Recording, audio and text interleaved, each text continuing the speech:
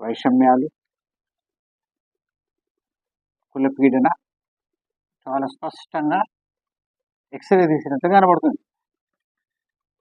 అంటే దాని అర్థం మనకు తెలియదని కాదు, తెలుసు. కాకపోతే స్పష్టత, గణాంకాలతో స్పష్టత అనేటువంటిది కులగణన జరుగుతూ అవుతుంది.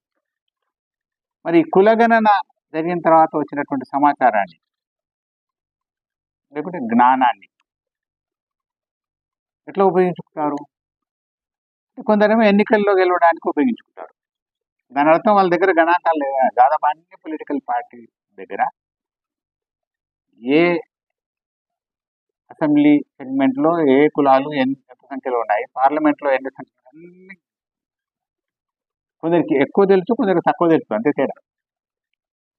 ఆ మధ్య ఒక టీచర్, స్కూల్ టీచర్ అన్నట్టు, సార్ లాస్ట్ 5-6 ఏళ్ళ నుండి మేము వేరే పని ఏం చేసినా ఓన్లీ సర్వేలు చేస్తున్నాం.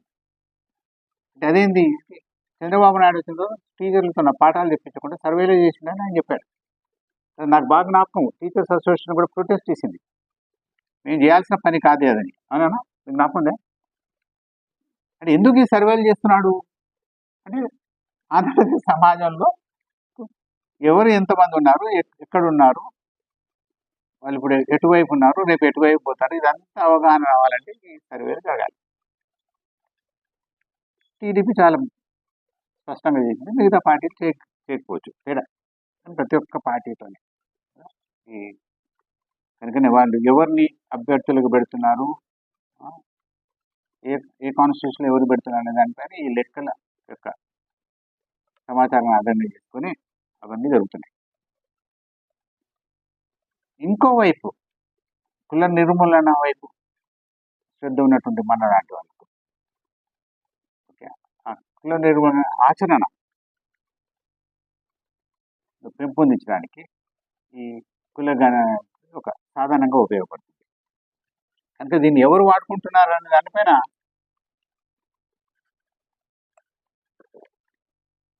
ఎవరికి కులగణన ఎవరికి ఎట్లా ఉపయోగపడుతుంది అనేటువంటి ఆధారపడి ఉంటుంది. ఇది మొత్తం నేపథ్యంలో మిత్రులు కూడా అన్నట్టుగా ముఖ్యంగా భారత లెఫ్ట్ మూమెంట్లో మేధావులు, మిత్రులు అన్నట్టుగా పడక కుర్చీ మేధావులు, వీళ్ళకు అసలు సమాజం గురించి అవగాహన ఉండదు, వీళ్ళు అవసరం లేదు, అంటే డిస్మిసివ్ యాటిట్యూడ్. అంటే ఆచరణ చాలా ప్రధానమైనటువంటిది, సిద్ధాంతం కాదు. అంటే దీని యొక్క ఇంప్లికేషన్స్ చాలా సీరియస్గా ఉంటాయి. మేధావితనం కాదు, ఆచరణ ముఖ్యం. అంటే దాని అర్థం సిద్ధాంతం ముఖ్యం కాదు, ఆచరణ ముఖ్యం. ఇక్కడ మనం గమనించాల్సింది ఏంటంటే వామపక్ష ఉద్యమం కానివ్వండి, లేకపోతే కుల నిర్మూలన ఉద్యమం కానివ్వండి, మిగతా ఉద్యమాల నుండి, మిగతా రాజకీయ ధోరణుల నుండి మౌలికంగా విభజించేది సిద్ధాంతం ప్రాతిపదికమైనది. కమ్యూనిస్ట్ పార్టీస్ చేసే రాజకీయాలను సిద్ధాంత పునాదిపై చేసేటువంటి రాజకీయాలు. కాంగ్రెస్ వాళ్ళని పోయి మీ సిద్ధాంతం అంటే ఎన్నికలు వెళ్ళడం మా సిద్ధాంతం ఏంటి సిద్ధాంతం ఉంటుంది. కొద్దిగా చదువుకున్న వాడిని అనుకునేవాడు జాతీయ ఉద్యమము గురించి మాట్లాడుతుంది. భారత బలమైన జాతి కావాలి, జాతీయ ఉద్యమాన్ని పెంపొందించాలి. కానీ మామూలు ఈవెన్ రాష్ట్ర స్థాయి నాయకుడిని కాంగ్రెస్ వాడిని కట్టు చేయండి, ఏమో ఎన్నికలు గెలవడం కదా. కానీ ఏ మామూలు కమ్యూనిస్ట్ కార్యకర్తను మీరు టచ్ చేసిన భారత సమాజం నుంచి పెద్ద పెద్ద ప్రకటనలు చేస్తారు. భారతదేశము ఫ్యూడల్, సెమీ ఫ్యూడల్ అంటే. అదేవిధంగా కుల వ్యతిరేక ఉద్యమాలు పనిచేసాలి, కులము, మనువాదము, వర్ణము, ఇవన్నీ చాలా లోడెడ్ పదాలు. అంటే ఏం చూస్తున్నారు మీరేదో అప్పటి సమాజం గురించి మాట్లాడడం లేదు. మొత్తం భారత సమాజాన్ని ఒక సుదీర్ఘ చారిత్రక నేపథ్యం చూస్తున్నాం. సమాజము దశలు దశలుగా దీంట్లో ఉండేటువంటి ఇంప్లికేషన్ అంటే ఫస్ట్ సమాజము దశలుగా మారుతుంది. ఈ పరిణామ క్రమంలో మనం ఈ స్థాయిలో ఈ దశలో ఉన్నాము. శివదాస్ గోష్ అయితే క్యాపిటలిజం ఉన్నాడు, మిగతా వాళ్ళు సెమీ ఫ్యూడలిజంలో ఉన్నామండి. వర్ణ వ్యవస్థలో ఉన్నాము, బ్రాహ్మణవాదం యొక్క ఆధిపత్యం ఉన్నటువంటి సమాజంలో ఉన్నాము. మరి ఈ రకమైనటువంటి విశ్లేషణ, చిత్రీకరణ, క్యారెక్టరైజేషను మామూలుగా సాధ్యమా? సిద్ధాంతం లేకుండా. కాకపోతే అందరూ సపోజ్ భారతదేశం సెమీ ఫ్యూడల్ అన్నారు అనుకోండి. వల్ల ఏంటి సెమీ ఫ్యూడల్ అంటే ఏంటి? ఫ్యూడల్ అనే పదం అర్థం ఏంటి? అన్ని దేశాల్లో ఫ్యూడలిజం అనేటువంటిది ఒకే రకంగా ఉంటుంది. అంటే దాని యొక్క పరిధిని విస్తృతపరచుకోవచ్చు అన్నట్టు. అన్ని దేశాల్లో ఇంగ్లాండ్లో సేమ్ ఫ్యూడలిజం ఉందా, ఫ్రాన్స్లో ఉందా, రష్యాలో ఉందా? ఒకే రకమైన ఫ్యూడలిజం అన్ని సమాజాల్లో ఉందా? అసలు భారతదేశంలో ఫ్యూడలిజం అనేది ఉండే? హర్బన్స్ ముఖ్య అనేటువంటి మార్క్సిస్ట్ చరిత్రకారుడు ప్రశ్న వేశాడు 1970. పెద్ద చర్చ జరిగింది, అంతర్జాతీయంగా జరిగింది. ఆ ప్రశ్న ఎంత విస్తృతమైనటువంటి ప్రాధాన్యతను పొందిందంటే, జర్నల్ ఆఫ్ పెజెంట్ స్టడీస్ అనే ఒక పత్రిక, ఇంగ్లాండ్ నుండి వచ్చే పత్రిక, అసలు ఫ్యూడలిజము వివిధ దేశాల్లో ఎట్లా ఉందని ఒక స్పెషల్ ఇష్యూ, దాదాపు 500 పేజీల తర్వాత పుస్తకం కూడా వచ్చింది. అంటే భారతదేశంలో ఫ్యూడలిజం అనేటువంటిది, భూస్వామ్య వ్యవస్థ అనేటువంటి ఉందా? ఉంటే దాని నైజం ఏంటి? దాని భూస్వామ్య వ్యవస్థ అనొచ్చా లేదా? ఇన్ని రకాలైనటువంటి ప్రశ్నలు, ఇంత విస్తృతమైనటువంటి ఆలోచన మనము చాలా అలవోకగా వేసేటువంటి పదం వెనుక ఉంది. అదేవిధంగా వర్ణ వ్యవస్థ అంటాం. అసలు వర్ణ వ్యవస్థ అంటే ఏంటి? వర్ణానికి అంటే వర్ణము, వర్ణాశ్రమానికి, కులానికి మధ్య ఉన్న సంబంధం ఏంటి? ఇంకా భారతదేశాన్ని వర్ణ సమాజంగా చిత్రీకరించవచ్చా, లేకుంటే కుల సమాజంగా చిత్రీకరించవచ్చా? కులానికి ఆధునికతకు పెట్టుబడికి ఉన్నటువంటి సంబంధం ఏంటి? మిత్రులు అన్నట్టుగా పెట్టుబడిదారీ వ్యవస్థ అభివృద్ధి చెందిన క్రమంలో చాలా మంది అన్నారు, మార్క్సిస్ట్లే కాదు, ఈవెన్ లిబరల్స్ కూడా, జవహర్లాల్ నెహ్రూ లాంటి వాడు కూడా అన్నాడు, ఒక్కసారి భారతదేశం ఆర్థికంగా అభివృద్ధి చెందితే కులము తన ప్రాధాన్యతను కోల్పోతుంది, కాస్ట్ విల్ డిసపియర్. ఇప్పుడు మనం చూస్తే అది ఎంత అమాయకత్వము అనిపిస్తుంది. అభివృద్ధి చెందిన కొద్ది కులము ఇంకా బలమైపోతుంది, చాలా వికృతంగా కనబడుతుంది మనకు. బాగా అభివృద్ధి చెందినటువంటి అంటే మార్క్సిస్ట్ పరిభాషలో వ్యవసాయ రంగంలో, గ్రామీణంలో పెట్టుబడిదారి సంబంధాలు ఉన్నటువంటి ప్రాంతాల్లోనే కారంచెడు జరిగింది, చుండూరు జరిగింది. ఇక్కడ మహబూబ్నగర్లో, ఆదిలాబాద్లో జరగలేదు. చుండూరు జరిగినటువంటి గ్రామం అవుతుందో, కారంచెడు జరిగినటువంటి సంఘటన జరిగిన గ్రామం అవుతుందో చాలా అభివృద్ధి చెందినటువంటి గ్రామం. కనుక ఒక అనామలీ. మరి దీన్ని ఎట్లా అర్థం చేసుకోవాలి? అలాంటి వాళ్ళు షాక్ అయింది ఏంటంటే, అసలు మొత్తం ఏ పునాది మీద అయితే భారత సమాజాన్ని చూస్తున్నామో, అంటే అభివృద్ధి చెందితే కులం పోతుంది అనేటువంటి దృక్పథం, దానికి పెద్ద ఫ్రంటల్ ఛాలెంజ్ చెంప మీద వేసి కొట్టింది అన్నట్టు కారంచెడు. లేదు ఆయన నేను కళ్ళు మూసుకొని కూర్చుంటా, నొప్పి భరిస్తా అంటే అది కర్మ. దాన్ని ఆలోచన చేయాలి. దాన్ని ఎట్లా ఆలోచన చేయాలి? ఒక్క సంఘటన కాదు, కారంచెడు సంఘటన కాదు, అది ఒక చారిత్రక క్రమాన్ని చూపించినటువంటి, అద్దం పట్టినటువంటి, అదేవిధంగా ఒక సైద్ధాంతిక ఆలోచనకు అద్దం పట్టినటువంటి. ఈ కారంచెడు జరిగినప్పుడు కమ్యూనిస్ట్ పార్టీ వాళ్ళు పోయారట. కమ్యూనిస్ట్ పార్టీ పెద్ద నాయకుడే, ఇది వర్గం, ధనిక వర్గం చేసినటువంటి కారంచెడు ఉన్నాడు. ఏం మాట్లాడుతున్నావు, గుడ్డోడవా? కమ్మ భూస్వాములు చేసిన దాడిని కమ్మ మాట్లాడతలేడు ఆయన. బహుశా ఆయన అదే కులానికి చెందినవాడేమో, అదే కులానికి చెందినవాడు. పేర్లు అవన్నీ అవసరం లేదు. ఇది ఒక విస్తృతమైనటువంటి పరిధిలో మనం మాట్లాడతాం, వ్యక్తులు కాదు ప్రధానం. అంటే ఆయనకు కమ్మ కులస్తులు దళితుల మీద దాడి చేసిండు అనేటువంటి విషయం ప్రధానమైనటువంటి విషయంగా తెలియదని కాదు, తెలుసు, ప్రధానమైన విషయం కాదు, విశ్లేషణాత్మకమైనటువంటి ప్రాధాన్యత ఉన్నటువంటి విషయం కాదు. కనుక నేను భూస్వాములు, రైతు కూలీల పైన చూసే దృష్టి ఏ అద్దాలతో చూస్తున్నాము అనేటువంటి ఇది ఎందుకు జరుగుతుంది? ప్రధానమైనటువంటి మన ముందున్నటువంటి ప్రశ్న ఎందుకు జరుగుతుంది? ఇది ఒకటి.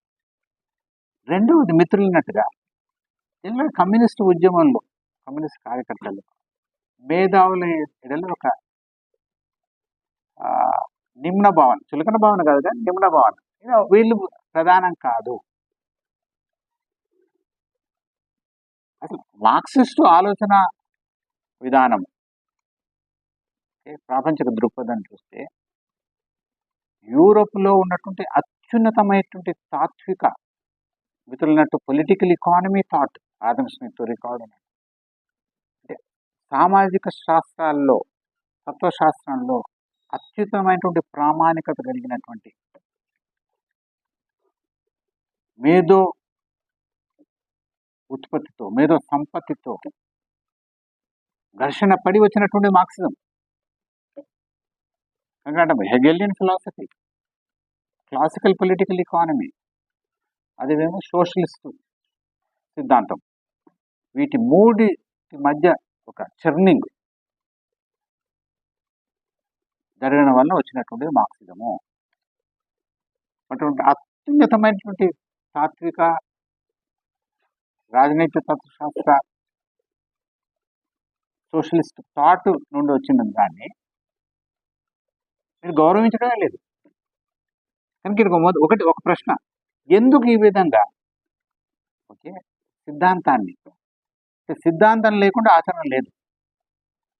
ఓకే అంటే సిద్ధాంతం లేకుండా ఆచరణ అంటే కళ్ళు మూసుకొని చీకట్లో నడిచినట్టు,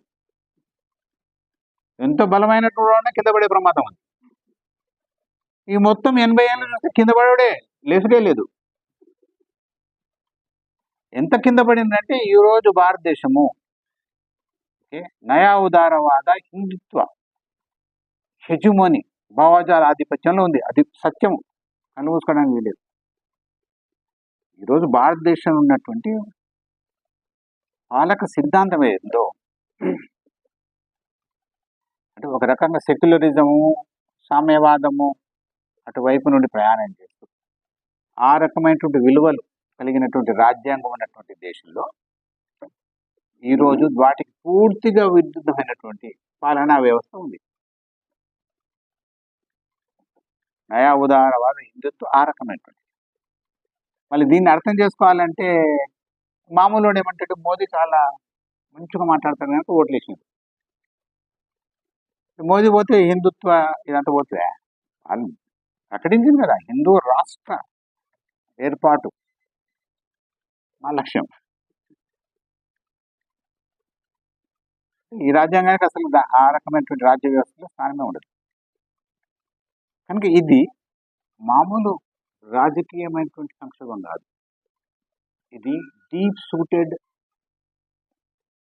సైద్ధాంతిక సంక్షోభం. It's deep rooted theoretical crisis. దాన్ని మనం అర్థం చేసుకోవాలి. ఎందుకు ఈ క్రైసిస్లోకి వచ్చాము? సింపుల్గా చెప్పుకుంటే మనం సిద్ధాంతం వైపు ఎప్పుడు మన దృష్టి పెట్టలేదు. పాత కమ్యూనిస్ట్ పార్టీ సిద్ధాంతం వైపు దృష్టి పెట్టలేదు, అసలు ఆలోచన చేయలేదు. ఎంతసేపు సోవియట్ పద్ధతిలో విప్లవం తెద్దామా, చైనా పద్ధతిలో, ఇప్పటికదే చర్చ. అరే నీ పద్ధతిలో విప్లవం దేవా అని అంటున్నాం మనం. ఈ పద్ధతిలో విప్లవం దే. గ్రామ్షి అంటాడు విప్లవాలకు నమూనాలు ఉండవు, నో మోడల్ ఫర్ రెవల్యూషన్. ఏ మూసాలో విప్లవం జరగదు, ప్రతి విప్లవం కొత్త రకమైనటువంటి విప్లవమే. మీరు చూడండి, Russian revolution, Chinese revolution, Cuban revolution, వియత్నాంలో వచ్చినటువంటి హోచిమిన్ నాయకత్వం, అవన్నీ చారిత్రక సామాజిక ప్రత్యేకతలు ఉన్నటువంటి ఉద్యమాలు. ఇది ఒక తప్పు. రెండవది అవల్లోగా ఈ హిందుత్వ దాన్ని ఫ్యాసిజం అంటారు. ఫ్యాసిజం కూడా చారిత్రక ప్రత్యేకత ఉన్నది. జర్మనీ, ఇటలీలో వచ్చినటువంటి ఫ్యాసిజం వేరు, ఇక్కడ వచ్చినటువంటి ఫ్యాసిజం. నేను అసలు ఫ్యాసిజం అనాలనే లేదంటే దాని మీద ఒక సుదీర్ఘమైనటువంటి చర్చ కాదు. కనుక సిద్ధాంతము చర్నింగ్, సైద్ధాంతిక చర్నింగ్ లేకుండా చేసేటువంటి రాజకీయాలు ఏదైతే అది గుడ్డివాడు ఏనుగును డిస్క్రైబ్ చేసినాడు. ఒక తొండం పట్టుకుంటాడు, ఒక తోక పట్టుకుంటాడు. సో ఏనుగు అంటే తోక, ఇప్పుడు తొండం. ఇది ఇప్పుడున్నటువంటి పరిస్థితి. ఇదే రకమైనటువంటి మనకు మార్క్సిస్ట్ మేధావుల్లో ఒక 1970లో భారతదేశంలో ఏ రకమైనటువంటి వ్యవసాయ సంబంధాలు పెద్ద చర్చ, దాన్ని మోడ్ ఆఫ్ ప్రొడక్షన్ డిబేట్ అంటారు. దాదాపు ఒక 10 సంవత్సరాలు నడిచింది. అంటే భారతదేశంలో పేరుగాంచినటువంటి దాదాపు అందరూ వ్యవసాయ ఆర్థిక శాస్త్రవేత్తలు ఆ డిబేట్లో పాల్గొన్నారు. ఆ డిబేట్లు చూస్తే వాళ్ళు మొత్తం డిబేట్ల మొత్తంలో లెనిన్ నుండి కొటేషన్స్, కాట్స్కి నుండి కొటేషన్, మార్క్స్ నుండి కొటేషన్స్, ఇండియా కొటేషన్ లేదు. మావో నువ్వు అధ్యయనం చేసేది అది పాయింట్ ఆఫ్ డిపార్చర్ కదా, అక్కడ నుండి మొదలు పెట్టాలి కదా, ఎక్కడ నుండో మొదలు పెడతావు. ఇది యాక్చువల్గా ఈ మధ్య ఒక వారం కిందట ఒక మిత్రుడు విజయవాడ నుండి ఫోన్ చేశాడు. నేను ఈ మధ్య ఏదో గ్రామ్షి మీద ఒక పుస్తకం వస్తే దాన్ని రివ్యూ చేశాను, అది చదివినాను. ఆగస్టు నెలలో విజయవాడలో మేము మోడ్ ఆఫ్ ప్రొడక్షన్ మీద ఒక చర్చ పెడుతున్నాము, మీరు రావాలి. ఏంటన్నా మీకు తిండి అరుగుతలేదా అని అడిగాను. అదేంది అన్నాడు. మోడ్ ఆఫ్ ప్రొడక్షన్ మీద డిబేట్ ఏంది, అది దాదాపు రిజాల్వ్ అయిందని అనుకుంటున్నాం మేము. నాకు అంత టైం లేదు. తర్వాత పక్కన ఇంకో ఆయనకి ఇచ్చింది. లేదు సార్, ఏదో మీరు ఒక అర్ధ గంట మాట్లాడంటే మనం చాలా విషయాలు చర్చించుకోవచ్చు అన్నాడు. నేను ఇది బాగానే ఉందా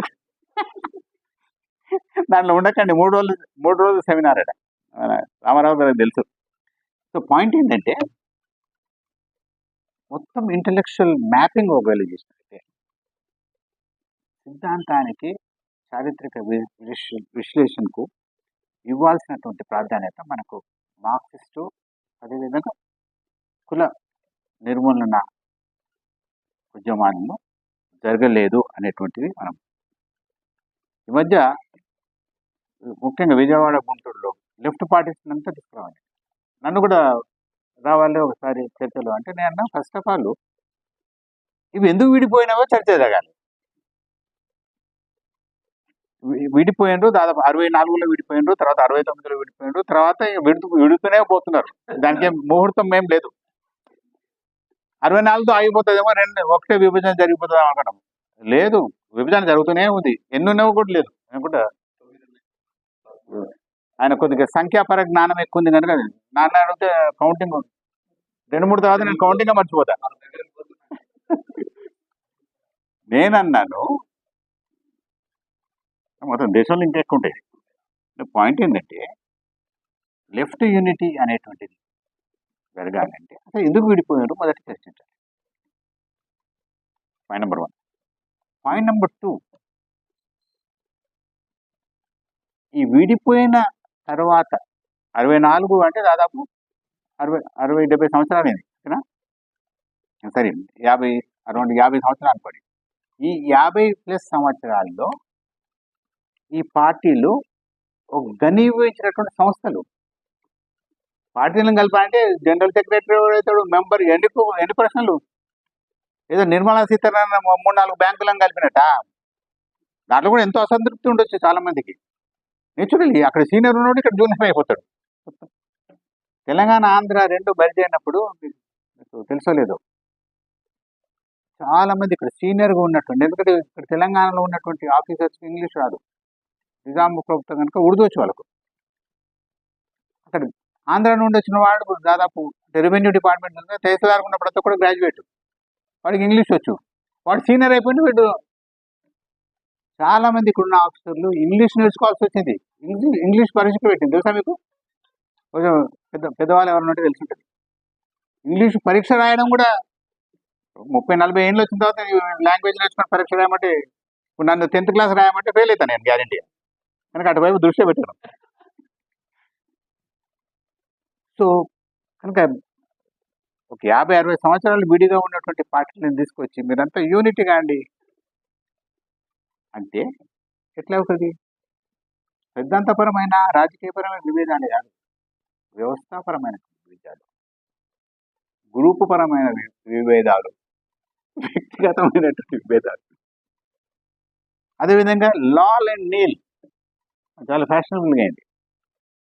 Lal and Neel, caste and class emancipation, caste emancipation జరగాలి. దాన్ని ఎంత విస్తృతమైనటువంటి సైద్ధాంతిక పునాదిని ఏర్పరచాలి.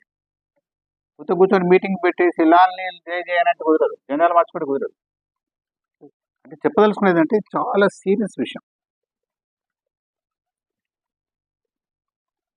కులము గురించి మనం ఆలోచన చేసినప్పుడు కులము స్థిరంగా స్టాటిక్గా లేదు.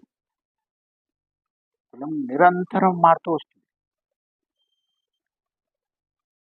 నేను అనుకునేదంటే అంటే ఒక ప్రతిపాదన చేస్తున్నా. స్వతంత్ర అనంతరము కులము మారడానికి ప్రధానమైనటువంటి కారణము ఏజెన్సీ రాజ్యం. రాజ్యం సిద్ధాంతం ఏం చెప్తుంది? మేము కులానికి అతీతము, సెక్యులర్, మతానికి అతీతం. కానీ కులము మతము ఒక బలమైనటువంటి శక్తులుగా ఈరోజు భారతదేశంలో కనబడుతుంది. దాని వెనుక రాజ్యం ఉంది. ఎందుకంటున్నా ఈ విషయము అంటే మొత్తము భారతదేశం యొక్క ఆర్థిక సామాజిక మార్పుకు పునాది వేసింది రాజ్యం. ఇందుకు స్వతంత్రం వచ్చిన నాటికి ఇక్కడ వర్గము బలంగా లేదు, పెట్టుబడిదారు వర్గం బలంగా లేదు. కనుక పెట్టుబడిదారు వర్గం చరిత్రాత్మకంగా ఏదైతే పని చేసిందో ఆ పనిని ఆర్థిక అభివృద్ధి అనేటువంటిది, యూరోప్లో అయితే ఆర్థిక అభివృద్ధి ఒక చారిత్రకంలో రాజ్యము కాకుండా వర్గము కేంద్రంగా ఉండి జరిగింది. Class centric. ఇంగ్లాండ్ కానీ ఫ్రాన్స్ కానీ చూసినట్లయితే ఈ వర్గము యొక్క ప్రెషర్లో రాజ్యం అనుకూలంగా ప్రవర్తించింది. ఇంగ్లాండ్ జరిగిన స్ట్రగుల్ అంతా అదే. రాజ్యము ఫ్యూడల్ రాజ్యం, కొత్తగా వస్తున్నటువంటి వర్గము మారాలి మీరు అంటున్నారు. అంటే విపరీతమైన ప్రెషర్. ఒలివర్ క్రామ్వెల్ దానికి ప్రతినిధి. ఇక్కడ అట్లా కాదు. ఇంకా 20వ శతాబ్దంలో మనకు స్వతంత్రం వచ్చింది. కనుక రాజ్యము అప్పటికే మనకు మోడల్స్ ఉన్నాయి. ఆర్థికంగా అభివృద్ధి చెందాలంటే ఏం చేయాలి అంటే ఇవి చేయాలి. ఇవి చేసేటువంటి శక్తి పెట్టుబడిదారు దగ్గర ఉన్నాయా? లేవు. ఇంకా రాజ్యం చేయాలి. అంటే పెట్టుబడిని సమీకరించడం. ఎల్ఐసి లాంటిది అనుకోండి, ఎన్ని వందల వేల లక్షల కోట్లు కదా. అంత పెట్టుబడి ఏ పెట్టుబడి వాడు పెట్టగలడు? Public banks. అంటే రాజ్యం అది ప్రైవేట్ బ్యాంకులు కాదు, రాజ్యం. ఇప్పుడు ప్రైవేటీకరించేదే ఉన్నాడు. ఎల్ఐసిని కూడా ప్రైవేటీకరిస్తామని అంటారు. స్టేజ్ దాటిపోయింది ఇంకా, వాటి అవసరం లేదు. కనుక రాజ్యమే పెట్టుబడి సమీకరణ, పెట్టుబడి యొక్క పంపిణీ, ఏ రంగానికి ఎంత చెందాలి అనేటువంటి పెట్టుబడి అభివృద్ధి. కనుకనే ఇక్కడ ఉన్నటువంటి వర్గాన్ని, కులాన్ని మనం అర్థం చేసుకోవాలంటే ప్రధానంగా రాజ్యం యొక్క పాత్ర ఏంటి, తర్వాత మిగతా వస్తాయి పౌర సమాజము, రాజకీయ సమాజము. కనుక యూరోప్ను అధ్యయనం చేసినట్టుగా మన భారతదేశాన్ని అర్థం చేయడానికి వీలేదు. ఇది డిఫరెంట్ స్పీసీస్ ఆల్టుగెదర్. ఓకే. కనుక యూరోప్లో వచ్చినటువంటి సిద్ధాంతాన్ని మిత్రుడు లక్ష్మణారాయణ అన్నాడు, దాన్ని వచ్చి ఆటోమేటిక్గా యూరోప్లో పుట్టినటువంటి సిద్ధాంతం ఒక్క వర్గమే కాదు, కులాన్ని కూడా నిర్ణయిస్తుంది. కలోనియల్ రాజ్యము ఏదైతే కులాన్ని చిత్రీకరించిందో అదే దాదాపు చూడండి మీరు అన్ని కమిషన్స్, ఉదాహరణకు బ్యాక్వర్డ్ క్లాస్ కమిషన్ రిపోర్ట్ ప్రామాణికత ఏంటి? 1931 సెన్సస్. నీ లెక్కలు కావాలి. సెన్సస్ అనేటువంటిది, కుల గణన అనేటువంటిది ఏదో అందరి గురించి ఎంతమంది ఉన్నారో ఏంటంటే అది కాదు కదా. ఎన్ని వందల వేల కులాలు ఉన్నటువంటి దేశంలో వాటిని గణించాలి, లెక్క పెట్టాలి అంటే కులాలను క్లాసిఫై చేయాలి. తర్వాత కులం అన్ని దగ్గరలో ఒకటి లేదు, ఒక్కొక్క ప్రాంతంలో ఒక్కొక్క రకంగా ఉంది. కులానికి ఉన్నటువంటి రూపం వేరు, సారం వేరు, ప్రాంతీయ ప్రత్యేకతలు ఉన్నాయి. నేను అనేది ఆంధ్రప్రదేశ్ బీహారే కాదు. శ్రీకాకుళంలో ఉండేటువంటి కుల వ్యవస్థ వేరు, గుంటూరులో ఉండేటువంటి కుల వ్యవస్థ వేరు, మహబూబ్నగర్లో ఉండేటువంటి కులాలు వేరు, వరంగల్లో ఉండే కులాలు వేరు.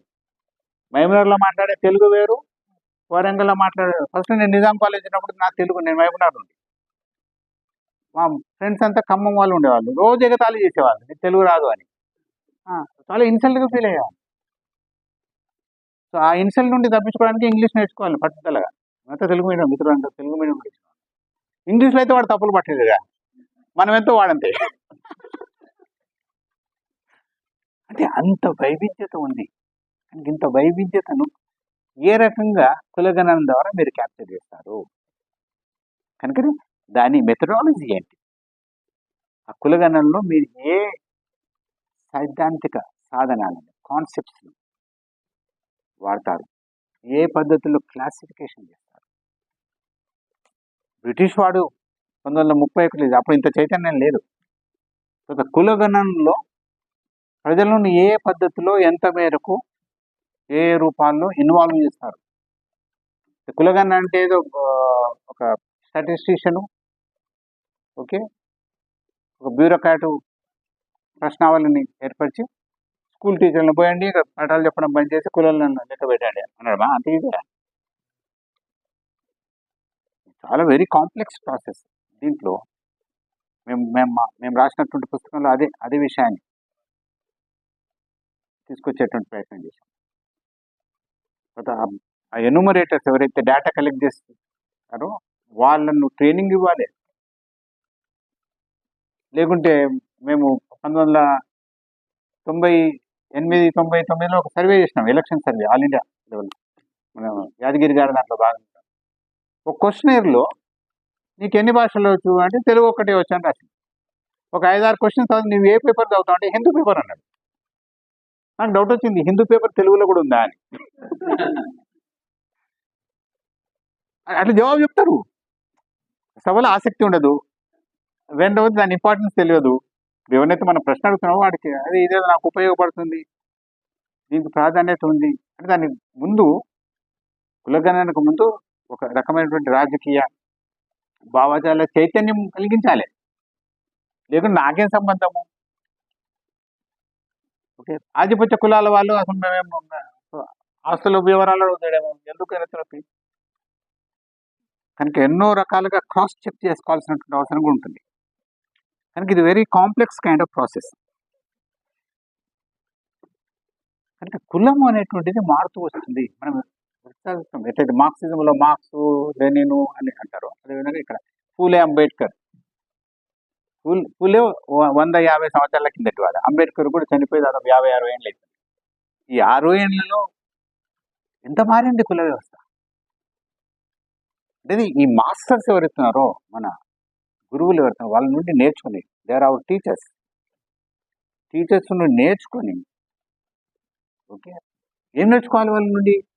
వాళ్ళ చూసే పద్ధతి ఏంటి, చూసింది ఏంది కాదు, వాళ్ళు చూసింది మారిపోయింది. వాళ్ళ ఆబ్జెక్ట్ ఏదైతుందో అది మారిపోయింది. వాళ్ళు చూసే పద్ధతి ఏంటి, విశ్లేషణ పద్ధతి ఏంటి, వాళ్ళ యొక్క పర్స్పెక్టివ్ ఏంటి, సైద్ధాంతిక దృక్పథం ఏంటి. సో 2 ప్రధానమైన చూడాలి. ఒకటి దృక్పథం, ఏ దృక్పథం చూస్తున్నారు. కులాన్ని బలంగా చేసేటువంటి దృక్పథం ఉండొచ్చు. మనం చూసేది ఏంటి, కులాన్ని నిర్మూలించే దృక్పథం. ఇప్పుడు ఆధిపత్యంలో ఉన్నదంటే కులాన్ని బలంగా చేసేటువంటి దృక్పథమే. ఏ పార్టీ చూడండి అన్ని కులాన్ని బలంగా, తర్వాత ఇంకా వీలైతే వాటిని విచ్ఛిన్నం చేసేసి వాటి మీద పట్టు సాధించారు. బీజేపీ యూపీలో సక్సెస్ఫుల్ కావడానికి అదే మైక్రో సోషల్ మేనేజ్మెంట్ చేసింది. దళితుల్లోనే ఉన్నటువంటి విభేదాలను వాడుకొని ఇంకా వాళ్ళని దూరం పెంచేసి ఒకరికి అగెనిస్ట్ ఒకరిని వాడుకోరు.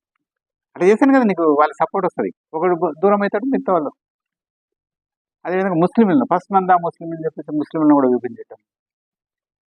ఇంకా పాలకులు ఎప్పుడైతే ప్రత్యర్థి బలంగా ఉన్నాడో, ఆధునిక రాజ్యానికి ఉండే ప్రధానమైన లక్షణం మధ్యయుగం రాజ్యం ఏంటి? చర్చ్తో విభేదం, చర్చ్ వర్సెస్ స్టేట్. ఆధునిక రాజ్యము కనుమూసుకొని ఏ ఏ రాజ్యాన్ని చూడండి, పౌరులకు వ్యతిరేకం, పౌరుడు రాజ్యానికి వ్యతిరేకం అనేటువంటి అజంప్షన్. సెక్యూరిటీ అంటే ఏంటి? జాతీయ భద్రత అంటే ఎవరి నుండి జాతీయ భద్రత? పౌరుల నుండి. పౌరుడు రాజ్యంలో సభ్యుడు కాదు. ఓకే, పౌరుడు రాజ్యానికి పొటెన్షియల్గా ప్రతి పౌరుడు రాజ్యానికి నష్టం చేసగలిగేవాడు కనుక వాడిని మానిటర్ చేయాలి. సర్వేలెన్స్. ఈ మొబైల్ ఉంది, మొబైల్ చేసేది పని అదే. రాజ్యం యొక్క నేచర్ మారిపోయింది కనుక ఉన్నటువంటి రాజకీయాల యొక్క నేచరు, దాని యొక్క డైనమిక్స్ పూర్తిగా మారిపోయినటువంటి కనుక ఈ నేపథ్యం మనం మన గురువుల నుండి వాళ్ళ విశ్లేషణ పద్ధతి ఏంటి, వాళ్ళ యొక్క లాజిక్ ఆఫ్ ఎంక్వైరీ ఏంటి, లాజిక్ ఆఫ్ అనాలిసిస్ ఏంటి, వాటి నుండి మనం నేర్చుకోవాల్సి ఉంటుంది. ఇదంతా రావాలి అంటే సిద్ధాంతం అనేది అవసరం. సిద్ధాంతము అంటే అది ఒక మేధావి యాక్టివిటీ, ఇంటెలెక్చువల్ యాక్టివిటీ. మేధావులే చేస్తున్నాను కదా, మేధావులు అంటే యూనివర్సిటీలో ఉన్న వాళ్ళు మేధావులు అని కాదు. మేధావులు ఉదాహరణకు మార్క్సిజం యొక్క చరిత్ర తీసుకుంటే బాగా 3 దశలుగా మనం గుర్తించవచ్చు మార్క్సిజం యొక్క చరిత్రలో. మార్క్స్ ఏంజల్స్తో మొదలుపెట్టి మార్క్స్, ఏంజల్స్, కాట్స్కి, ప్లెఖనోవ్, లెనిన్, రోజా లుక్సెంబర్గ్ వీళ్ళెవరు యూనివర్సిటీ ప్రొఫెసర్స్ కాదు, బాగా చదువుకున్న వాళ్ళు. కనుక మార్క్సిజం యొక్క పునాదులన్నీ యూనివర్సిటీస్తో సంబంధం లేని వాళ్ళు ఏర్పరిచినటువంటిది. మళ్ళీ వీళ్ళు ఎవరికైనా తక్కువనా అంటే వాళ్ళ సమకాలీన స్థితిలో అప్పుడున్నటువంటి అత్యున్నతమైనటువంటి మేధో సైద్ధాంతికమైనటువంటి దాంతో పోటీపడినటువంటి వాళ్ళు.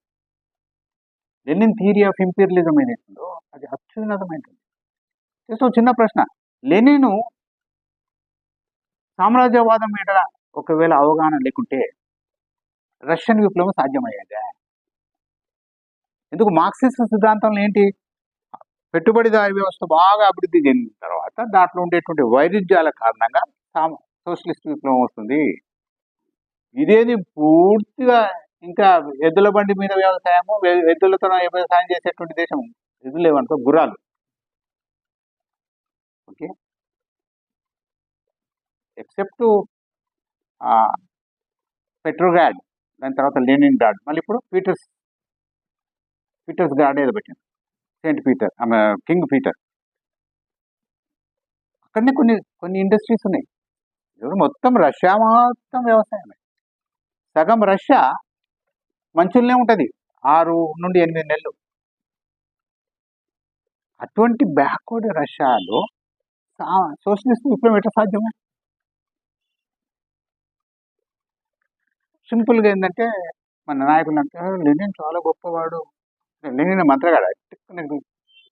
ఇది ఎట్లుంటుందంటే లెనిన్ విప్లవం తెచ్చిండు అని గాంధీ స్వతంత్రం తెచ్చినాడు.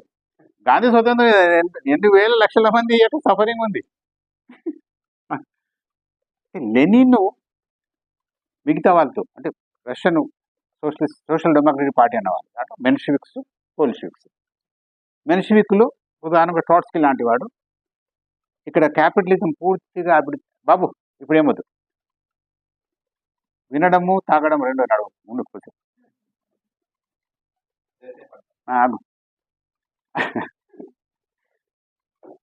క్యాపిటలిజం బాగా అభివృద్ధి చెందిన తర్వాతనే సోషలిస్ట్ విప్లవం వస్తుంది. ఎందుకంటే వర్కింగ్ క్లాస్ కావాలి.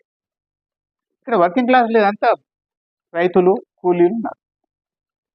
లెనిన్ లేదు, మొత్తం ప్రపంచంలోనే సోషలిస్ట్ విప్లవం రష్యాలో వచ్చే అవకాశం ఎక్కువ ఉంది.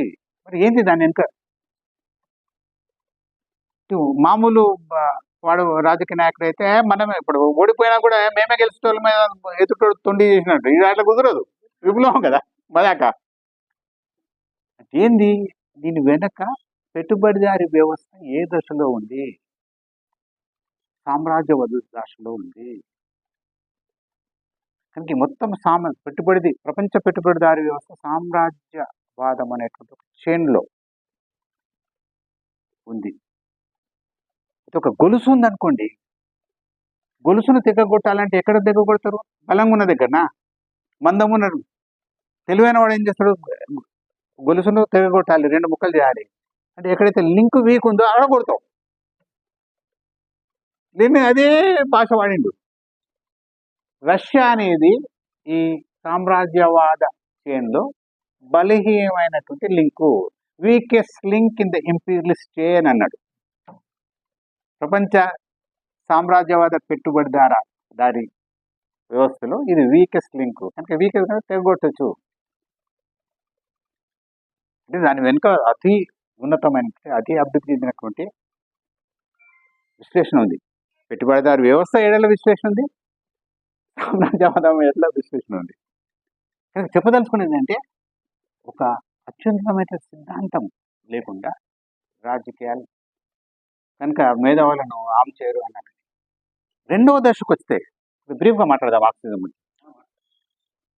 రెండవ దశకు అంటే మొదటి రెండవ ప్రపంచ యుద్ధాల మధ్యకాలంలో మార్క్సిస్ట్ కమ్యూనిస్ట్ చరిత్రలో first international, second international, third international అంటే మరి సెకండ్ ఇంటర్నేషనల్ తర్వాత థర్డ్ ఇంటర్నేషనల్ ప్రవేశింది. ఎవరు? ప్రధానంగా గ్రాంషి, కార్ల్ కోష్, జార్జ్ లుకాష్ లాంటి వాళ్ళు. వీళ్ళంతా యూనివర్సిటీల్లో యూరోప్ గురించి మాట్లాడుతున్నాం కదా.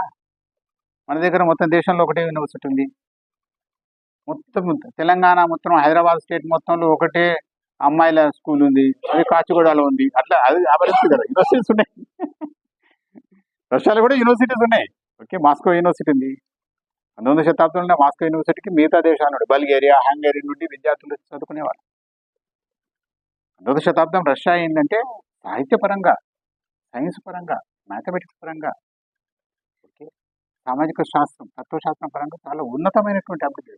చాలా బ్యాక్వర్డ్ దేశంలో ఉన్నతమైన మేధావి వర్గం. ఇది అనామలీ. బాగా అభివృద్ధి చెంది మేధావులు 0 అనుకోండి. ఇప్పుడు రష్యా, అమెరికా అదే కాబోతుంది. ట్రంప్ దయతో మేధావులంతా అమెరికా వదిలిపెట్టారు. చూస్తున్నారు కదా పేర్లు, చాలా మంది ప్రొఫెసర్స్ అమెరికా వదిలిపెట్టిపోతున్నారు. ఇక్కడ ఏ యూనివర్సిటీ మీద ఎప్పుడు దాడి చేస్తుంది. ముఖ్యంగా రెండవ ప్రపంచ యుద్ధం తర్వాత యూరోప్లో ఫ్యాసిజం, నాజిజం పెరిగిన చాలా మంది యూరోపియన్ సైంటిస్టులు, ఫిలాసఫర్స్ అందరూ అమెరికాకు వచ్చారు. సేఫ్. అమెరికా కూడా వాళ్ళని వెల్కమ్ చేసింది. కానీ ఈరోజు అమెరికా అంత పెద్ద డెవలప్డ్ కంట్రీ అంటే దాంట్లో ఉండేటువంటి అంతర్గతంగా ఉండేటువంటి మేధా సంపద కాదు, బయట నుండి వచ్చింది ఇదంతా. ప్రపంచ చరిత్రలో ఇదే జరిగింది. చాలా మంది మేధావులు 18, 19వ శతాబ్దంలో ఇంగ్లాండ్ పోయేవాళ్ళు. మార్క్స్ కూడా ఇంగ్లాండ్లో పోయి ఉన్నాడు.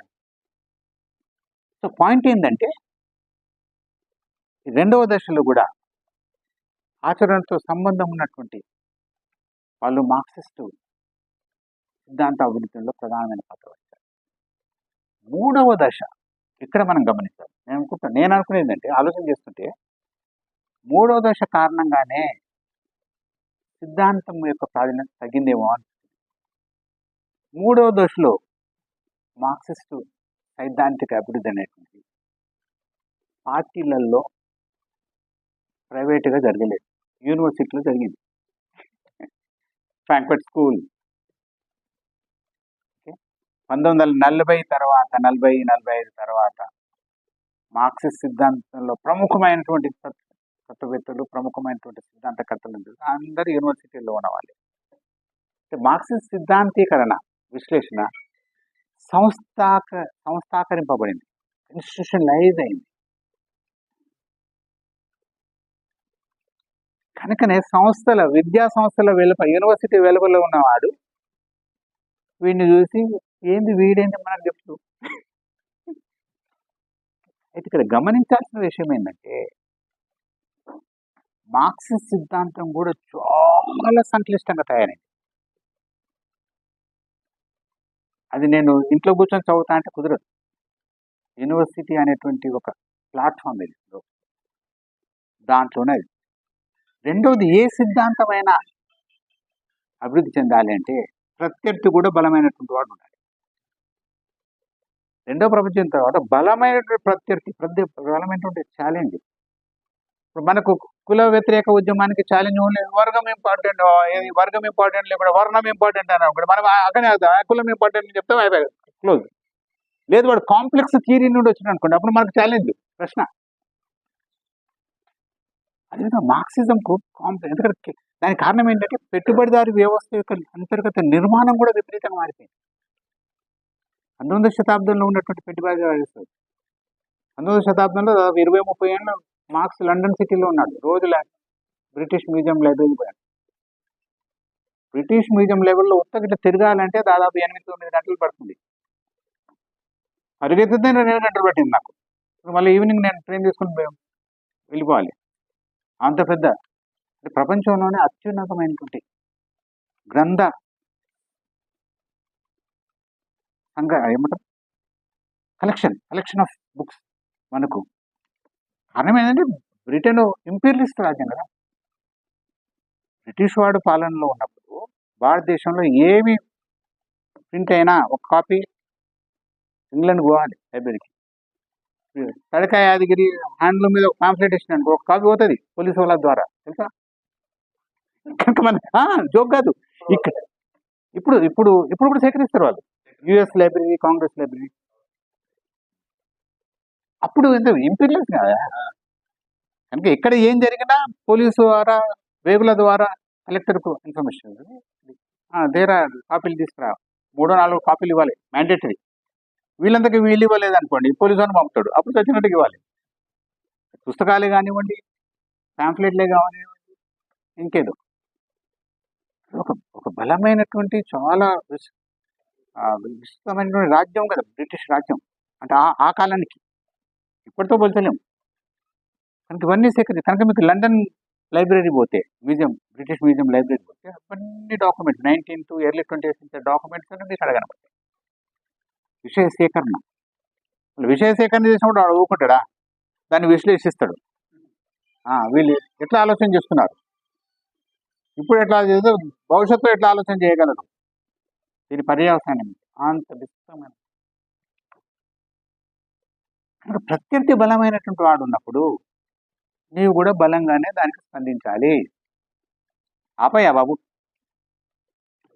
ఆకలితుందే. ఏదైతే మార్క్సిస్టు సిద్ధాంత అభివృద్ధి జరిగిందో అని దాదాపు యూనివర్సిటీలో జరిగింది. కనుక ఎక్కువ టెన్షన్ ఇంగ్లాండ్లో కానీ, ఫ్రాన్స్లో కానీ, జర్మన్లో కమ్యూనిస్ట్ పార్టీలో ఉన్నటువంటి నాయకులు. మాకు వీళ్ళు చెప్పడమేంది యూనివర్సిటీ వాళ్ళు? ఇప్పుడు మన దగ్గర కూడా కమ్యూనిస్ట్ పార్టీ వస్తే మీరేంది మాకు చెప్పేది? అసలు ఏం చెప్తున్నది ఇంపార్టెంట్ కాదు, ఎవడు చెప్తున్నాడు. ప్రాబ్లం ఏంటంటే రెండో ప్రపంచ యుద్ధం తర్వాత క్యాపిటలిజము గణనీయంగా గుణాత్మకంగా మారింది. కనుక Marxist political economy, Marxist philosophy అట్లా లేదు. ఫిలాసఫీ, పొలిటికల్ ఎకానమీ, సైకాలజీ మొత్తం ఇంటర్మింగ్ లేదు. కారణం ఏంటి? పెట్టుబడిదారి వ్యవస్థ ఒక సంక్లిష్టమైనటువంటి వ్యవస్థగా మారడం పాటు రాజ్యం యొక్క నైజం మారిపోయింది. ఇప్పుడున్నటువంటి రాజ్యం ఏదైతుందో 70s 80s మేము జైన్యూలు ఉన్నప్పుడు ఒక జర్మన్ స్టూడెంట్ యాక్టివిస్ట్ లీడర్ వచ్చిండు. అతను చెప్తున్నాడు, ఉపన్యాసం ఇచ్చి తర్వాత కొంతమంది కూర్చొని మాట్లాడుతుంటే, నేను ఎక్కడికి పోయినా నా ఎంబడి కానిస్టేబుల్ మఫ్టీలో దిగుతుంటాడు. నేను నా ప్రొఫెసర్ దగ్గరకు పోతే నా ఎంబడి వచ్చిండు. అయితే వాడిని తప్పించుకోవడానికి నేను అట్టి పోయి వాడిని గందరగోళం చేసి పోవాల్సిందే. ఇప్పుడు రాజ్యము నీ ఎంబడి ఎవరిని పెట్టాల్సిన అవసరం లేదు, నీ ఫోనే. ఫోను, CCTVలు, మీరు ఎంతమంది సర్వేలెన్స్. కనుక ఇప్పుడున్నటువంటి రాజ్యం సర్వేలెన్స్ స్టేట్. అంటే మన ఇండియన్ రాజ్యమే ఇంత సర్వేలెన్స్ ఉంటే, యూరోపియన్, అమెరికన్ రాజ్యం ఎంత సొఫిస్టికేటెడ్ సర్వేలెన్స్ ఉంటుందో చూస్తున్నాను. ఇటువంటి రాజ్యాన్ని అర్థం చేసుకోవాలంటే ఎంత సొఫిస్టికేటెడ్ విశ్లేషణ పద్ధతులు కావాలి. అవి ఈ ఇంటర్డిసిప్లినరీ, మల్టీడిసిప్లినరీ థింకింగ్ ఉన్నటువంటి యూనివర్సిటీలనే సాధ్యం. అది ప్రాబ్లం.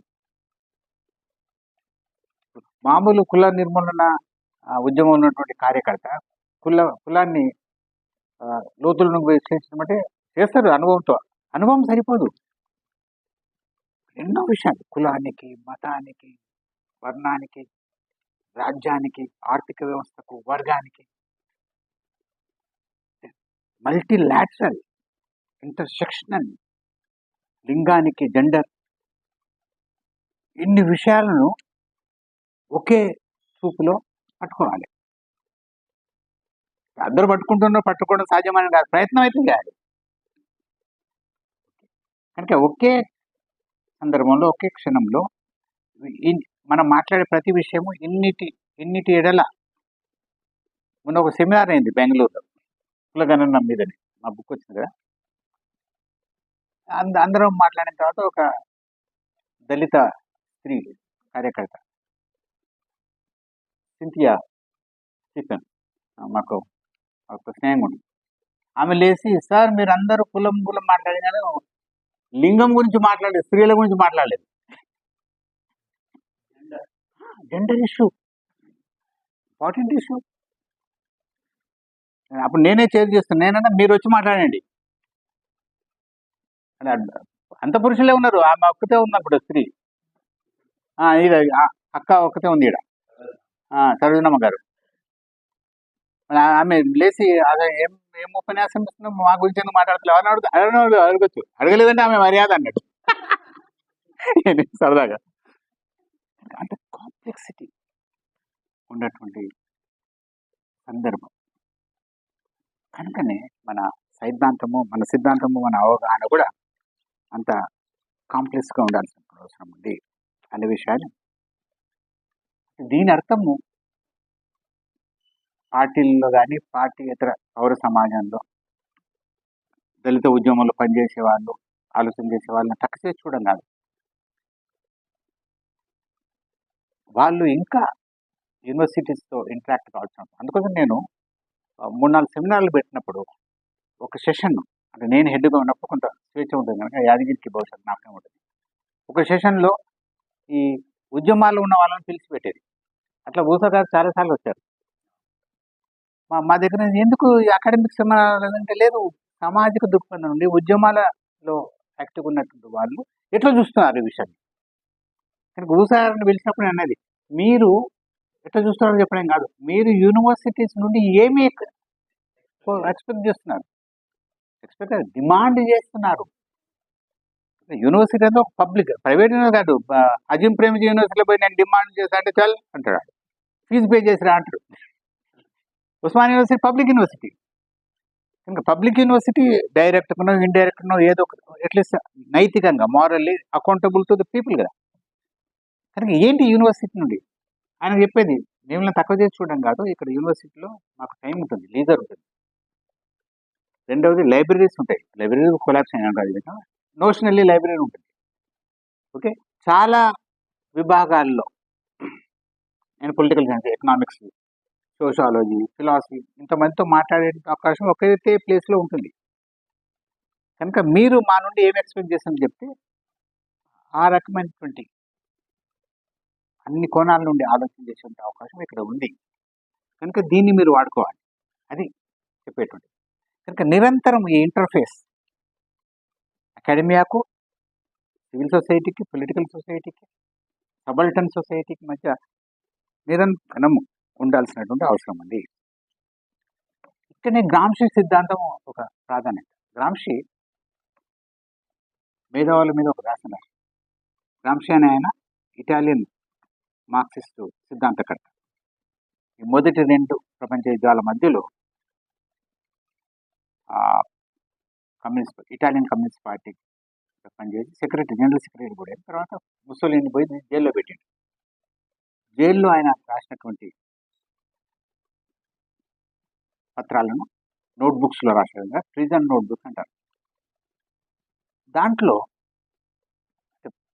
ప్రాతిపదిక ఏంది అంటే, ఇటలీలో కమ్యూనిస్ట్ విప్లవం వస్తుంది అనేటువంటిది మొదటి ప్రపంచ యుద్ధం తర్వాత అందరూ అనుకున్నది, అంత సంక్షోభం. తర్వాత ఇటాలీలో చాలా ప్రాంతాల్లో, ముఖ్యంగా టురిన్ అనే నగరంలో ఒక బ్రహ్మాండమైనటువంటి కార్మిక ఉద్యమం ఏర్పడింది. కానీ సోషలిస్ట్ విప్లవం రాకుండా ముసలిని అధికారం, ఫ్యాసిజం వచ్చింది. ఎందుకు ఇట్లా జరిగింది? దాని నుండే రకరకాల ప్రశ్నలు. అసలు రాజ్యాన్ని ఎట్లా అర్థం చేసుకోవాలి? రాజ్యం యొక్క నైజం ఏంటి? రాజ్యానికి వర్గం సంబంధం ఏంటి? ఇటువంటి ప్రశ్న. గ్రామ్షి ఎందుకు ప్రధానం? ముఖ్యంగా మనకు యాంటీ కాస్ట్ మూవ్మెంట్కు, కుల వ్యతిరేక ఉద్యమానికి గ్రామ్షి ఎందుకు అవసరము?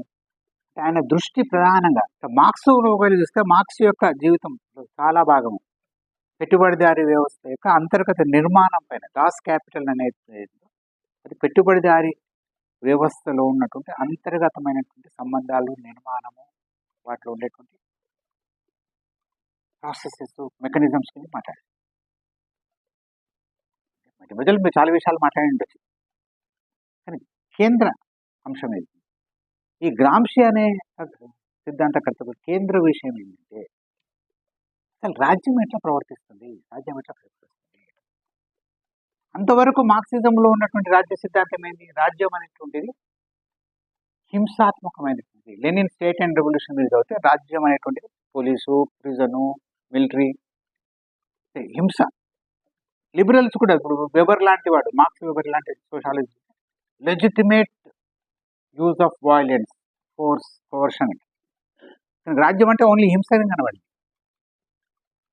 గ్రామ్షి రాజ్యం అనేది హింసనే కాదు, అసలు ఇంకా ఏదో జరుగుతుంది. హింస ఎప్పుడు అవసరము? మన ఇంట్లో పిల్లగాడిని తల్లి కొడుతుంది, ఎప్పుడు కొడుతుంది? చెప్తే వినకుండా కొడుతుంది. చెప్తే వినడం అనుకోండి, కొట్టాల్సిన అవసరమే లేదు.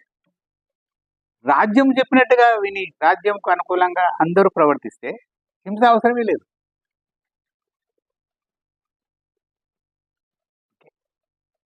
అక్కడ ఆయన భావజాలం యొక్క ప్రాధాన్యత. రాజ్యం అనేది కోర్సివ్ అపరేటర్స్ కాదు, ఐడియాలజికల్ అపరేటర్స్. రాజ్యము ఆధిపత్య వర్గాల యొక్క భావజాలాన్ని, ఆలోచనలను, సంస్కృతిని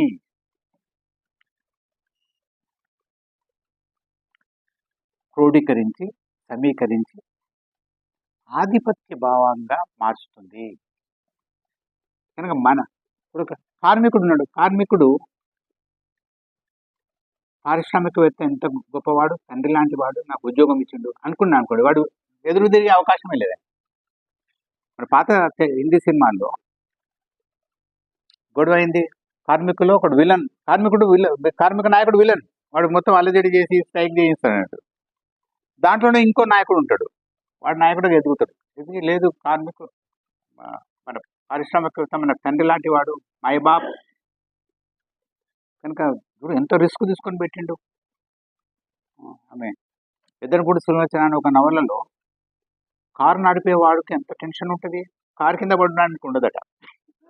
ఏ నవల మీకు ఏమన్నా చదువుతారా మీరు నవలు? నేను దాదాపు ఎద్దన సుబ్బుడు సులోచన అని చదివిన, ఎండమూరి వీరేంద్ర. అవి నవల చదవకుండా మన సమాజం అంటే తెలుస్తుందండి. ఎండమూరి వీరేంద్రనాథ్ నవలలు ఒకప్పుడు క్రేజు. ఇప్పుడు నేను జైన్యూలో ఎంఏ చేస్తున్నాను, తెలుగులో ఎంఏ ఎంఫిల్ తెలుగులో వచ్చి మా ఇంట్లో ఉన్న అమ్మాయిలను, మా అక్క పిల్లలు వాళ్ళు ఏమి ఇంపార్టెంట్ అంటే ఎండమూరి వీరేంద్ర అంటే వీధిలోనే బుక్ స్టాల్, ఆ రోజులు 25 రూపాయలు పట్టుకరండి. చాలా బ్రహ్మాండమైనటువంటి రైటర్, చదివిస్తాడు. తులసి దళం అని. సాహిత్యము విలువ ఏందనేది పక్కకు పెడితే చదివించడం నాకు అదే అనిపించింది. అదే సామాజిక సాహితీ విలువలు లేనటువంటి ఒక పుస్తకము ఇంత బ్రహ్మాండంగా చదివిస్తుంది.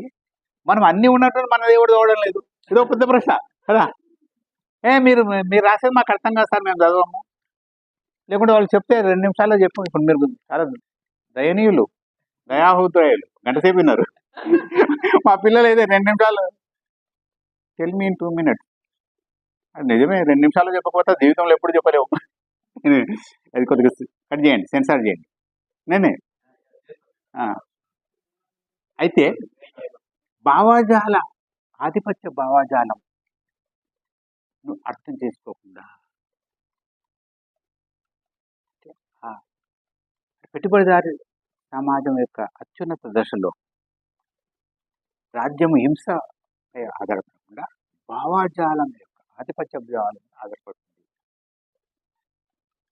ఇది చాలా ఇంపార్టెంట్ థియరిటికల్ ఇన్సైట్.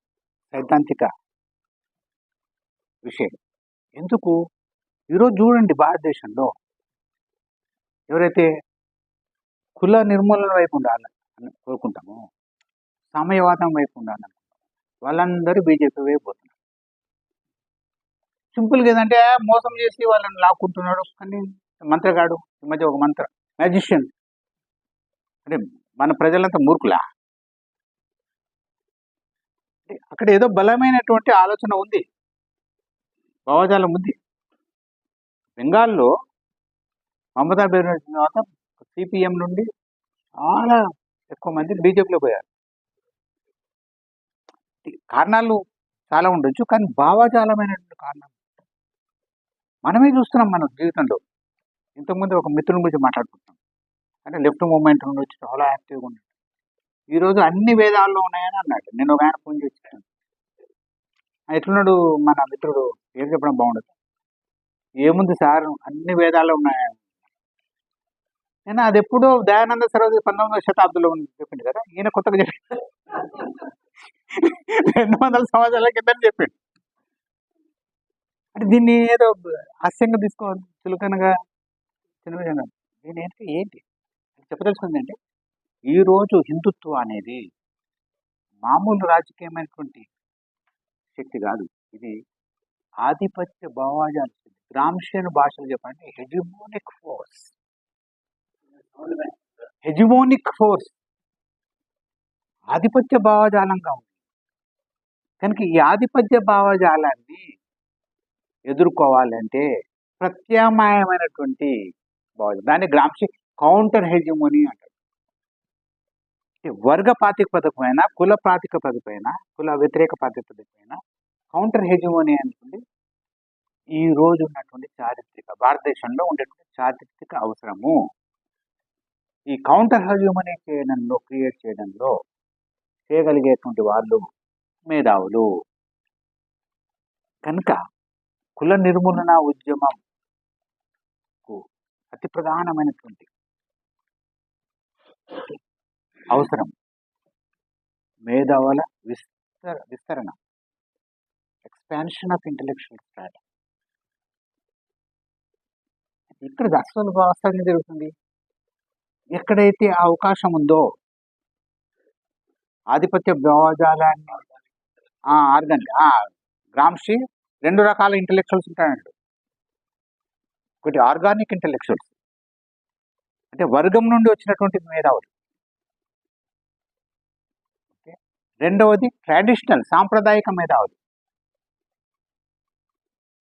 మొత్తం మానవ చరిత్రలోనే మొట్టమొదటిసారి పెద్ద ఎత్తున ఈ ఆంగిక మేధావులు లేకపోతే సవర్గ మేధావులను సృష్టించాల్సిన అవసరం పెట్టుబడిదారికి వచ్చింది. ఇక్కడ ఇది కాంప్లెక్స్ వ్యవస్థ. ఒక పరిశ్రమ పెట్టాలంటే టెక్నీషియన్ కావాలి, ఇంజనీర్ కావాలి, రకరకాలైనటువంటి సామర్థ్యాలు ఉన్నటువంటి, స్కిల్స్ ఉన్నటువంటి వాళ్ళు కావాలి. మొత్తం ఫ్యాక్టరీని మేనేజర్ కావాలి, దాని అకౌంట్ సిస్టమ్ చేయాలని కూడా బ్యాంకింగ్ నాలెడ్జ్ ఉన్నాడు. ఎంతమంది కావాలి వాడిని? అది ఒక భూస్వామి దానికి ఎద్దులను కొట్టేటో ఉంటే సరిపోతుంది. ఇక అట్లా కాదు, ఎంత కాంప్లెక్స్. ఈ మేనేజ్మెంట్లో స్టాక్ మార్కెట్లో ఇన్వెస్ట్ చేయాలి, అక్కడ నుండి డబ్బులు తీసుకురావాలి, అంటే వనరుల యొక్క సమీకరణ. అసలు డబ్బులు ఎక్కడి నుండి ఎక్కడ వస్తుందో తెలుస్తలేదు. ఇండియాలో పెట్టే పరిశ్రమకు అమెరికాలో డబ్బుల యొక్క సమీకరణ జరుగుతుంది. అట్లనే కదా ఆదాని ఎదుర్కొన్నది. కనుక ఇంత సంక్లిష్టమైనటువంటి ఆర్థికంగా చూస్తున్నాయి, పక్క ఆర్థికంగా చూస్తే ఇంత సంక్లిష్టమైనటువంటి వ్యవస్థ మనకు పెట్టుబడిదారీ రోజు ఇంకా కనుక పెట్టుబడిదారీ వ్యవస్థనే మొట్టమొదటిసారి తనకు సంబంధించినటువంటి సవర్గ మేధావులను సృష్టించింది. అంతకుముందు అవసరం లేదు. ఈ ట్రెడిషనల్ మేధావులు అనే వాళ్ళు ఏ వర్గానికి చెందిన కనబడి, ఒక కవి ఉన్నాడు అనుకో, ఎర్ర రంగు అంటే ఏ వర్గమో తెలిసిపోతుంది. వాడి రంగు గురించి మాట్లాడలేదు అనుకో, ఇప్పుడు ఏ వర్గము, ఏ వర్ణము. ఇంకా కవులు, కళాకారులు, పెయింటరు, ఆర్టిస్టు. కానీ ఫైనల్గా నీకు ఆ విశ్లేషణ గుణం ఉంటే అసలు ఎటువైపు పోతున్నాడు, సమాజంలో ఏ వర్గం వైపు, ఏ దృక్పథం వైపు పోతున్నాడని మనం గమనించవచ్చు. ఒక పెయింటింగ్ను విశ్లేషణ చేయాలంటే అందరికీ సాధ్యం కాదు కదా. చూసారు ఎంత బాగుంది. ఉదాహరణకు ఏం పేరు ఆయన పేరు, సినిమా డైరెక్టర్ రా రాజమౌళి. రాజమౌళి సినిమా చూస్తారు మీరు, దాన్ని ఎట్లా విశ్లేషించాలి? మరి బ్రహ్మాండంగా ఉంది, ఓ పెద్ద పెద్ద ఇంత కండలు ఉన్న వాళ్ళు వస్తున్నారు, సెట్టింగ్ లేచిండు. దాని యొక్క వర్గ వర్ణ లక్షణం ఏంటి? రాచరిక విలువలను, రాచరికంలో కూడా ఒక విలువ ఉంది, ఉన్నతమైనదని చెప్తున్నాడు, అంతే కదా. ఫైనల్గా పిండుతూ పోతే వచ్చేటువంటి ఆఖరి బొట్టు ఏంటంటే రాజకీయ వంశపారంపర్యంగా వస్తాయి. దాన్ని మీరు రాజకీయాలకు పోతే ఎమ్మెల్యే కొడుకే ఎమ్మెల్యే, లేకుంటే ఎమ్మెల్యే పోతే ఎమ్మెల్యే భార్య కావాలి ఎమ్మెల్యే. ఇప్పుడంతా భారత రాజకీయాలంతా అట్లేం కదా. కన్ను మూసుకొని ఏ పొలిటికల్ పార్టీని ఆలోచన చేసినా ఒక వ్యక్తి, వాడి కులం, వాడి కుటుంబము, వాడి కులం, any political party, even so called Bahujan పార్టీల యొక్క ఆర్జేడి, ఎస్పీ, డిఎంకే, అంటే దీని మూలాలు ఎక్కడున్నాయి? అంటే కొన్ని కుటుంబాలకే రాజకీయాలు నడిపేటువంటి సామర్థ్యం ఉంది, కొన్ని కుటుంబాలను మాత్రం పరిశ్రమలు నడిపే. ఇంతకుముందు మిత్రుడు అన్నట్టుగా అంతకుముందు మొత్తం బాపనోళ్ళే ఉండేవాళ్ళు, బాపనోళ్ళే విద్య చెప్పగలరు. అది కూడా సాంప్రదాయకం భయ. పూజారి ఎవడైతాడు? 19వ శతాబ్దం చివరి భాగంలో నీవేంది పూజలు చేసేది, మేము కూడా చేస్తామని కోమట్లు ముందుకు వచ్చారు. మచిలీపట్నంలో కోమట్లు మా పెళ్లి మేమే చేసుకుంటామని పెళ్లి చేసింది. అప్పుడు అంతవరకు సౌమ్యులుగా చాలా ఉన్నతులుగా ఉన్నటువంటి బ్రాహ్మణులు ఆ పెళ్లి జరిగేటువంటి పందిరి మీదకి ఎక్కి పందిరిని చేసి పేడ దుమ్ము ధూళేసింది. అంటే మేము కూడా రౌడీలకు తక్కువ కాదండి. ఆ కేసు ప్రివీ కౌన్సిల్ దాకా పోయింది. అంటే బ్రాహ్మణ వ్యతిరేక ఉద్యమంలో భాగంగా. దాని తర్వాత కమ్మాలు వచ్చిండ్రు, కమ్మ బ్రాహ్మణులు వచ్చిండ్రు, మిగతా కులాలు వాళ్ళు. నీవు చేసేది ఏంటి? ఛాలెంజ్ ఉంది. నీవు చేసేది ఏంటి? మేలు చేయలేమా? కమ్మ బ్రాహ్మణులు బ్రహ్మాండంగా సంస్కృత వాటి శ్లోకాలను చదివి పెళ్లిళ్ళు చేసేటువంటి సామర్థ్యాన్ని సంపించుకున్నారు. తిరుమలరాజు అనేటువంటి ఆయన యొక్క నాయకత్వంలో. నేను ఒక కమ్మ పెళ్లికి పోతే పూజారి పెళ్లి చేసిన కమ్మనే నేను గమనిస్తున్నా, అసలు ఏది అసలు వచ్చే మంత్రాలు లేకుంటే ఉత్తగా మాట్లాడా అని వచ్చి బాగానే చేసిండు. తర్వాత ఎవరికో మన సంస్కృతి కాదు కదా, వచ్చిన వాళ్ళు ఉంటే బాగానే కరెక్ట్గా పాడుతున్నా అని చెప్పాను. ఎనివే నమ్మకం కూడా. సో పాయింట్ ఏంటంటే ఈ మామూలుగా ప్రజారంజకమైనటువంటి ఒక సినిమా, ఒక కళారూపం పేరుతో వచ్చినటువంటి సినిమాలో ఇంత నిగూఢమైనటువంటి వర్గ వర్ణ కుల ఆధిపత్య భావం ఉంది. ఎందుకు మన హీరోలు ఒక్కొక్కడు 100 మంది ఇట్లా కొట్టేస్తాడు అంటే ఏం మెసేజ్ ఇవ్వాలనుకుంటున్నాడు? అదే వాడు చక్కగా నడవక కింద పడి సినిమా షూటింగ్లే కాలు ఇరిగిందని వస్తుంది న్యూస్. సినిమాలో 100 మందిని కొట్టినటువంటి హీరో జారిపడి కాలు ఇరిగింది వాడికి. 3 నెలలు రెస్ట్ తీసుకున్నాడు, ప్రొడ్యూసర్ ఇబ్బంది పడింది. ఎందుకంటే ఏం కాదు ఈడ అంటే ఒక మ్యాష్ షో. ఉన్నటువంటి మెయిన్ స్ట్రీమ్ సినిమా అంతా రియలిజం లేనే లేదు, అంతా ఎగ్జాగరేటెడ్. అది కూడా ఎటువంటి ఎగ్జాగరేటెడ్? డామినెంట్ భావజాలానికి అనుకూలంగా ఎగ్జాగరేటెడ్. విపరీతంగా చేయొచ్చు. ఉదాహరణకు మార్క్వేజ్ అనేటువంటి ఒక లాటిన్ అమెరికన్ నవలిస్ట్ ఉన్నాడు, ఆయన కూడా ఎగ్జాగరేట్ చేస్తాడు. ఎట్లా ఎటువైపు చేస్తాడు? ప్రజల వైపు ఎగ్జాగరేట్ చేస్తాడు. అంటే రాజ్యం ఎంత క్రూరమైనటువంటి, రాజ్యం ఎంత చలాకీగా ఉంటుంది, ఎన్ని రూపాలు మిమ్మల్ని అది ముట్టలో వేసుకుంటుంది. ఆ నవల చదివితే అమ్మ మనం నిత్య జీవితంలో మామూలుగా కనబడే సంఘటనలకు ఎంత అర్థం ఉందా? అది ఒక రకమైనటువంటి ఎగ్జాగరేషన్, అద్భుత కల్పన. ఇక్కడ ఉండేటువంటిది పాలకులకు అనుకూలంగా ఉండే అద్భుత కల్పన. ఇదంతా విశ్లేషించాలంటే ఈ సాంస్కృతిక రంగంలో, భావజాల రంగంలో వచ్చినటువంటి అభివృద్ధి, సైద్ధాంతిక విశ్లేషణాత్మక అభివృద్ధిని మనం పరిగణన తీసుకొని చేయాలి. కనుక ఈ కుల వ్యతిరేక ఉద్యమంలో కూడా చెప్పదలుచుకుందంటే ఈ ఉద్యమం ప్రాథమికంగా మౌలికంగా భావజాల ఉద్యమము. మిత్రుడు లక్ష్మణ గారు చెప్పినట్టుగా చాలా ఉద్యమాలు ఆర్థిక ఉద్యమాలు అన్నాడు ఆయన.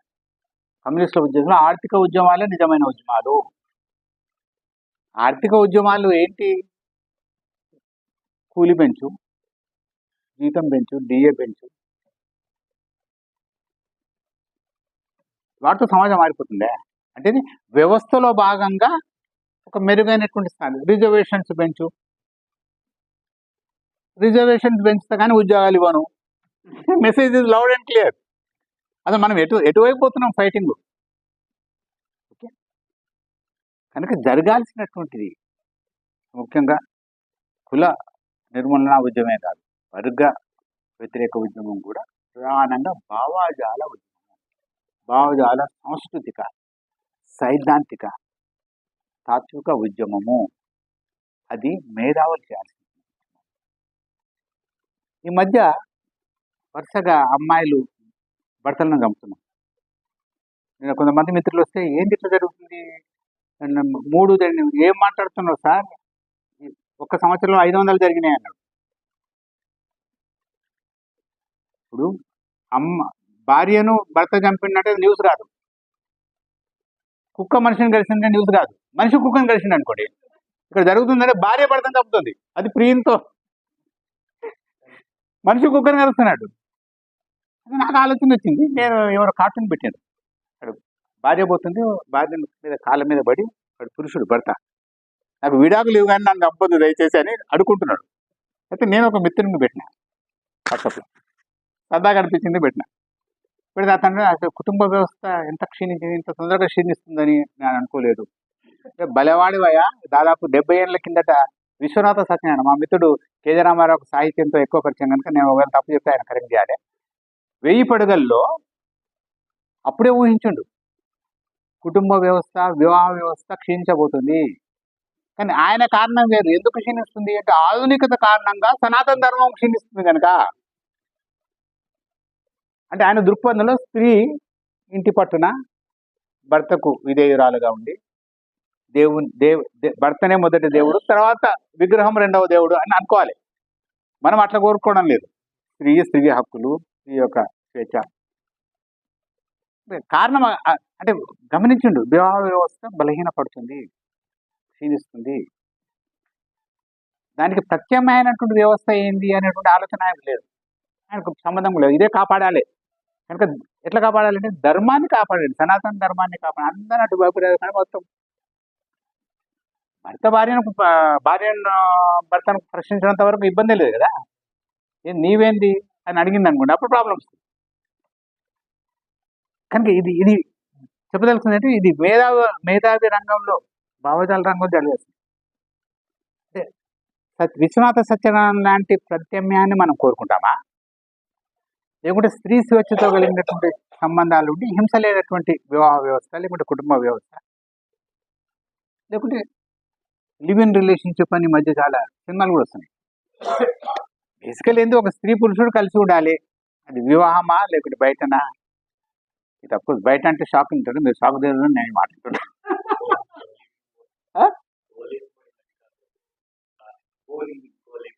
ఏంది అదేంటి? అది వివిధ రూపాల్లో అవకాశాలు ఉంటే సక్రమ రూపంలో, లేదంటే వికృత రూపంలో, ఏ రూపంలో ఒక రూపంలో ఇవ్వాల్సింది, ముందుకు ఇవ్వాల్సింది. కనుక మన ముందున్నటువంటి ప్రధానమైనటువంటి ఛాలెంజ్ మనమంతా సమాజం మారాలి, మెరుగైనటువంటి మానవత విలువలు ఉన్నటువంటి సామాజిక న్యాయం ఉన్నటువంటి సమాజాన్ని కోరుతున్నాను కనుక అటువంటి సమాజం రావాలంటే ముఖ్యంగా ఈ నయా ఉదారవాద నేపథ్యంలో కాదేది కవిత అనర్హం అన్నట్టుగా కాదేది సరుకు అనర్హము, ప్రతిదీ సరికే. 17-18 శతాబ్దంలో ఆదమ్ స్మిత్, అంటే నూతన ఆర్థిక శాస్త్రానికి పితామహుడు అనుకుంటే Adam Smith wealth of the nation అనే పుస్తకం రాశాడు. దాంట్లో ఆయన అంటాడు, విద్య అనేది సరుకుగా ఉంటుంది కనుక ప్రైవేట్ వాడేవాడు అనే ఇంట్రెస్ట్, రాజ్యం బాధ్యత.